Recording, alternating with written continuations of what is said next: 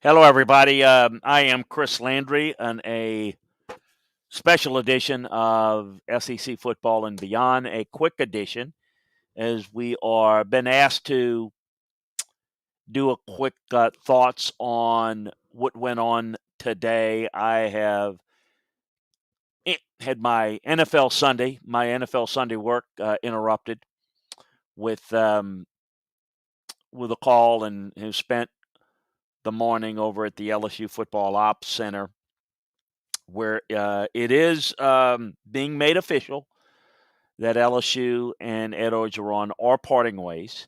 The termination agreement, the mutual agreed parting of the ways, if you will, um, has taken place. This should not be a surprise to you that anyone that follows on this platform or any of the work that I do at LandryFootball.com. This has been in place for some time. This has been in the works for some time, I should say. The actual execution of the separation agreement, it is something that um, takes its due diligence and due time to get done, of course, but the likelihood that everyone was heading in this direction has come long before the start of this season. So the preparation by Scott Woodard of understanding what it would cost to get out from under this contract has been understood, has been planned for some time. After the UCLA game, and I think it's important to understand, people will look at the results of the game and will look at a given game and say final straw. It's not that at all. As I've told a lot of the listeners and followers to this show and others, it's not about the results of the game. It's about what's going on behind the curtain that leads to the result. We've had a number of our followers that were just, up in arms about Jimbo Fisher and losing a couple of weeks ago. And then he beats Alabama, and then he goes from the village idiot to superstar, and that comes and goes. That's one game. That's one season. That doesn't make up the whole scope of what's going on. The key is fixing a problem. And sometimes fixing the problem is to stay the course if you're doing the right things and the results are not there. The issue at LSU has been for a while, even since the championship year, is that things are not being done the right way. There's a tremendous dysfunction, disorganization that has led to where we are today. It is no mystery as to why we've gotten here. I think the only mystery is that it had as much success as it did in 2019. But there is no mystery how we've gotten here. And so the issue is not the results on the field, but what led to the results on the field, because that's what's really important. That tells you whether this is something that going forward is sustainable or it's not sustainable. In pure and simple, in my opinion, and I've expressed it to anybody that is asked, um, those are the issues that have been asked and answered. As they have discussed, and there's always a when is the timing? When do you leak it? Or when do you announce it? When do you make it something known to the public? That's always debatable. That's always a challenge. And it's always a do you do it in a bye week? There were a number of options about interim coach, about how to part ways. Ed was adamant that he wanted to finish with his team. There's not a real strong case to be made for anybody there that could be a short-term interim coach to finish the season to give the team the best chance to finish out the season and to have some semblance of a season to finish out their careers or finish out their season if they are eligible to come back. The desire of Ed to want to finish the season was a big part of it. There's a risk, of course, because there is dysfunction. There is players quitting. There are coaches that are really not engaged in doing their own thing and looking for their futures. But that's the case whether Ed's there or not there. It's not going to eliminate the dysfunction because there is nobody on that staff that has any chance of earning the head coaching job. So, in essence, there's not a really good interim head coach fit. It is unusual and maybe sometimes dangerous to let someone that maybe is as volatile as Ed. But part of the separation agreement is that Ed has to be on his best behavior. If he does anything that is embarrassing, then that affects his buyout money. So that's going to be written into it.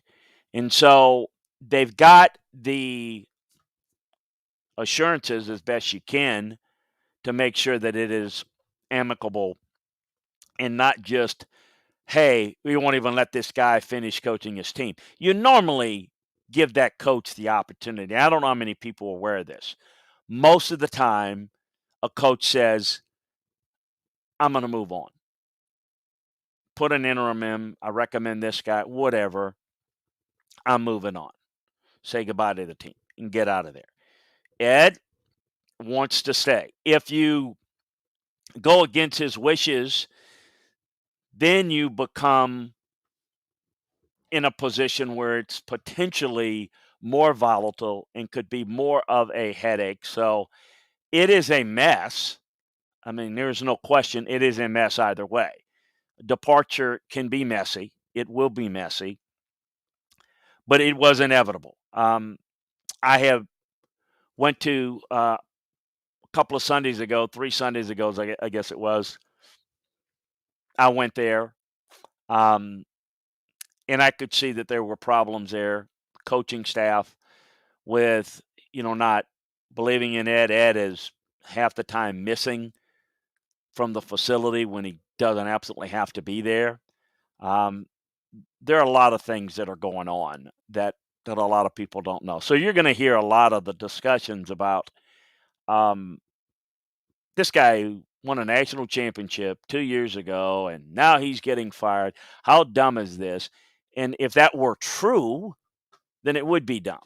But what they don't know, and that's often the case, and I say this and I give my participants hell sometimes, you don't know what's going on, okay? I am involved in it every day in this coaching search world. And yet I don't know what's going on behind the scenes every day. I don't live in those people's houses. You don't know what goes on into your neighbor's house. You might see cars coming and going. You might speculate. You might have a good ending. You don't know what's going on behind closed doors. You hear things, you know things, you deal with things from both sides. I can tell you this. Ed Orgeron wants to go. He doesn't want to be there. His coaching staff doesn't want him to be there. They don't want to be a part of it. The players don't want to be there. Now, the players played hard yesterday.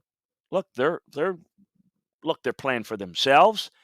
The young guys are playing for their future on this roster. Want to be there to whoever's going to be there. The administration has mentally moved on. This is about the problems behind the scenes that have created all the dysfunction in the performance. Look, if you had shenanigans going on behind the scenes, but you still had on the field football discipline, behind the scenes football discipline, which is, look, they're bad eggs, but they work their ass off. They train hard. They do all the things that you want to do to get prepared. You go out and you perform and you win, you let a lot of that stuff go. But when you don't do those things, then all of that stuff festers. And it becomes a, look, this is why we're not having success on the football field. look, if you look at it, and there was success in 2019, and you have to look at what led to that success and some of the things that were done, not done, some things that were, look, when you're a head coach, you're a general manager. Look, I've been a part of decisions, coaching hires, drafting players, signing players, recruiting, whatever the case may be. Some of them I weren't for, and they worked out well, and you get credit. Some of them I weren't for, they didn't work out, I get the blame for. I mean, it's the way it is. So when you have success, yeah, there's credit should be shared and blame to be placed. But that's not the issue. That's what people want to focus on. The issue is, how can you correct it? So whenever a situation comes up, how do you fix fill in the blank? In some cases, if you're doing the right things and the results are not there, by God, stick with it. Be patient. Media pressure, be damned. Mark Stoops would have been fired twice. He was told he was going to be allowed to build his program. Now that's at a place to where they want to win in football. But they're not going to storm the hill if you're not achieving to the optimal level in football. They're going to do that in basketball. They're not going to do it in football. And so you got a little bit more time in some places, which makes that job, those type of jobs, more appealing to some coaches. In big time places, there's no patience. And so a lot of times you're doing the right things and you're on the verge of turning it around, or you've shown an ability to have success before and could probably get it back, and it is worth sticking to. That is the thing that people see on the top. But what they don't see underneath, it's like a duck on the water, just gliding along, losing every week or winning every week, and they don't, but underneath, those little legs are paddling mile a minute, right? It's what goes on behind the scenes. It's what you don't know. And you don't know what you don't know. And it is what is being done to foster confidence or lack of confidence in the ability of said coach to fix it. And that is where the biggest problem was with Ed. It was a feeling inside. You hear this a lot, fair or unfair, like it or don't like it, agree or disagree. The whole, well, it was a one-off in 2019. It was lightning in a bottle. It was whatever. Whatever you want to say, whatever you want to do. The bottom line is it sustainable? Is it correctable if it goes wrong? And the answer to that was no. And that's the key. And that's the key to being a good administrator. So, look, I've known Ed Orgeron. I was looking at it today, and by the way, I was there. I saw Ed this morning. We talked briefly about 10 minutes. I saw Scott. Um, Full disclosure, I'm not going to get into. I want to be fair to my listeners and everything. LSU is my alma mater. I live 10 minutes away. They're aware I have what I do in my coaching search work more than anything. I don't tell people who to hire. What I do is put together a dossier of evaluation of coaches that they can go through, and they have a scouting report on players. So they know what I think, and it really doesn't matter what I think, but they want that information, and that's great. I don't know where it's going to go. I don't know the level of interest, and I will assess like I do in any whenever asked. Am I going to sit there and speculate? No, I'll answer questions as frank as I can, and try not to step over the line like I do in any other search. But the key is to understand what goes on behind the scenes, and not every situation is bad. So while I may not criticize, but give an assessment that, hey, I get why you think this guy should be doing better with the money he's making at this program. That doesn't mean that things are not going well. And yet in other places where things look like they're really good, I'm telling you, they're built on a house of cards. And what I will say is that my unvarnished view, even though I've known Ed for, I've figured it out, 38 years. And there's a lot that I like about him. But I understand that this was a job that was from the beginning too much for him. Too much was laid on him. I'm happy that he got that opportunity because he wanted it and he did. But the reality is, he doesn't have the qualities that it takes to be a great overall leader, organizer, disciplinarian. The things he does very well. It's what I preach and teach about understanding how to evaluate. It's no different than evaluating coaches. I'm not going to ask Peyton Manning or Tom Brady to run the option. And everybody understands that. I don't need to sit there and explain because you see they're not real athletic, so they can't run. Everybody gets that. But when you explain things about coaches, people don't know because people don't know. They can't see it on TV. They make their judgments of a coach based on how he does inside of a press conference. That's not real. That's not truly behind the scenes. The bottom line is you got to know what a coach can handle. And very often you can put things together and have some success, sometimes immediate, sometimes down the road, but is it consistent? Is it sustainable? Not can you win the national title every year? Nobody does that. Alabama doesn't do that every year. It's every other year under Saban, but nobody does it. The level of consistency, being in a position to win, being consistent is the key to any success in anything in life, and it's definitely the case in coaching. And if there's anything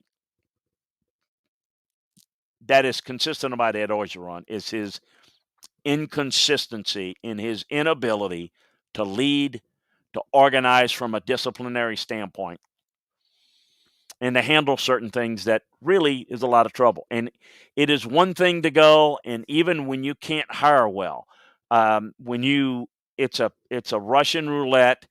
Just listen to this guy, listen to that guy. It is not a formula for success. I'm a measure 9 times before cutting person. I have to be sure. I have to be sure again. I have to do it again and again and again.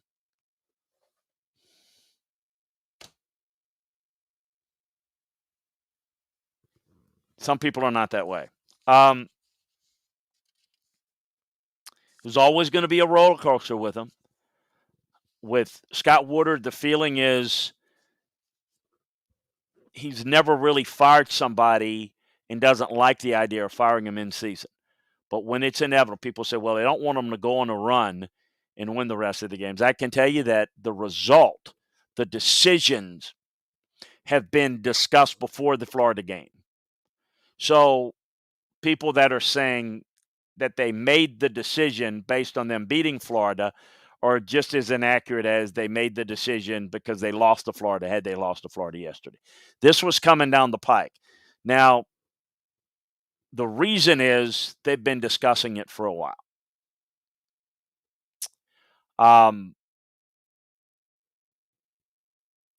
The general feeling of, look, this is the right thing and the timing's right, sometimes just happens organically.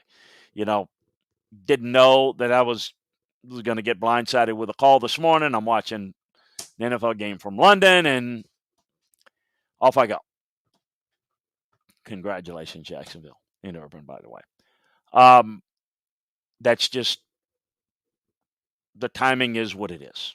It could have been a couple of weeks, could have been the end of the season. I think the reason why the decision's been made going forward is there is so much that's built up, so much inner tension, so much of the when is it going to happen that it has created this negativity, this frustration, this now that's cleared up. He's not going to be the coach at the end of the year. He's not going to be the coach next year. He was never going to be the coach next year now for a while. And so, well, why not do it and send him off now? Again, if you heard the early part, go back and listen to the show. But Ed wanted to stay, and I think there's so much there behind the scenes that's gone wrong that I think they want to make sure that they handle this with kid gloves so that there is a mutual parting as much as possible and that they protect East interest. They don't want to Ed maybe is a time bomb that might shoot off and do things that would be very negative, but that's written into the agreement or the understanding. I don't know if that'll come out publicly, but that is what I understand because that's what I asked. Well, what if this goes haywire? The feeling was that if they cut him loose now, him wanting to coach the remainder of the games the rest of the year, coach his boys, as he called it, that could create him a real division. This guy could go spouting off and do something. People are going to go after him and get these quotes and that quote, and they think he's a ticking time bomb. What the LSU administration feels is we'll keep him busy, let him finish out the season because that's what he wants to do. We're going to move on. Everybody knows it. We're going to put it into the agreement. Let's take this going forward. This is what you need to do. This is the money you're going to get. He's going to get his money in the buyout. And you just have to be a good boy about it and say the right things and not do the wrong things that's going to hurt LSU. And I don't think he's going to do that. I don't think he's going to do it because I don't think in his heart he wants to do it. But I think sometimes he can't really help himself. But he's a smarter guy than maybe people know. He may not be the smartest guy around. I love him, but he's not the sharpest tool in the shed. But he understands you step out of line, it costs you money. He's just going to dummy up, so to speak, and not speak out. Or at least he's running the risk of some issues there. So that's the reason why they're finishing out. Again, recapping, Ed Orgeron and LSU are parting ways. They are entering an agreement, a severance package, which is going to allow Ed to finish the season, which he wanted to do. He was asked how he wanted it. He was told that they were going to go in a different direction, and he wanted to finish the season as opposed to stepping aside now. That is generally the way it is handled behind the scenes, by the way. Most decide to step away immediately. He wanted to coach it. The administration is honoring that, and certainly the language of the agreement of his getting his buyout is going to be based on some NDA, and I'm not a lawyer, but my understanding, non-disclosure agreement stuff. So by getting this done and keeping him engaged, they wanted him in the building. They wanted to get this done, in essence, to put it maybe away, and this is my phraseology, not theirs. They want to keep an eye out on him. And they wanted to, through the NDA, through everything, try to keep it as copacetic as possible.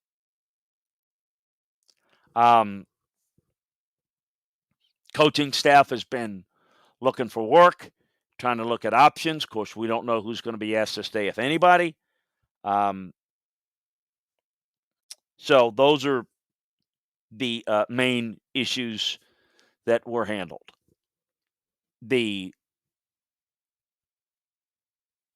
termination, effective at the end of the season, that's the reason for it. So I'm not, again, going to speculate a whole lot on this guy, that guy. I'll certainly give an assessment of coaches in general if asked, and we'll certainly do that.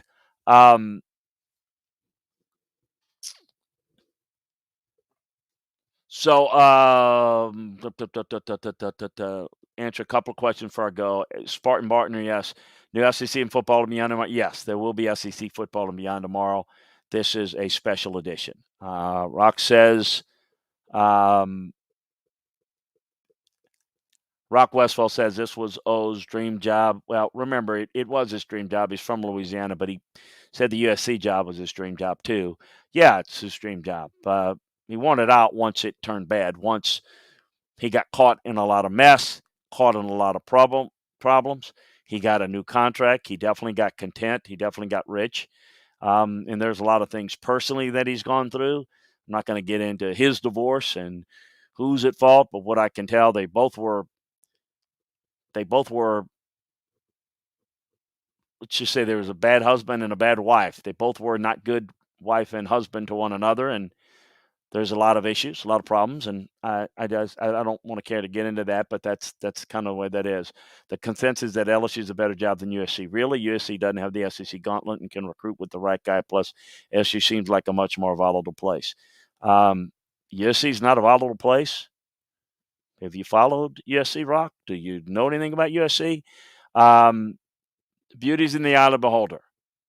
Rock, if you've heard me enough and you've listened and learned anything from me, you know there's no such thing as the better job. The better job is in the eye of the beholder. You also have to live in LA. The cost of living is much higher. Do you want to live in LA? If you do, that's great. You also in the Pac-12. You also won't make as much money as a program. There's a lot of things, but it also has a lot of things that LSU doesn't have. So for some people that like the USC LSU environment, great. Uh, I would say that a lot of people that would like the USC job would not like the LSU job and vice versa. So there's no such thing. So does this clear Linehan and plenty of all charges? I have no idea what that means. There's not charged with anything, Rock. I don't know what you're talking about. All right. So Rich, so this is done before the LSU season began, right? No, Rich. I said it was in discussion. The administration was preparing for this before the season started, and the discussion about a mutual parting was done during the season. So anyway, we'll get back tomorrow with a edition of SEC football and beyond. Go through the obviously more on this, and also go through the entire breakdowns of all the games from this past week. But got to get back to my NFL work of the day. It's been a hectic day. Appreciate you joining us, and I'll talk to you guys tomorrow. And thank you for joining us for this special edition of SEC football and beyond. LSU parting ways with head coach Ed Orgeron. Have a great one, everybody.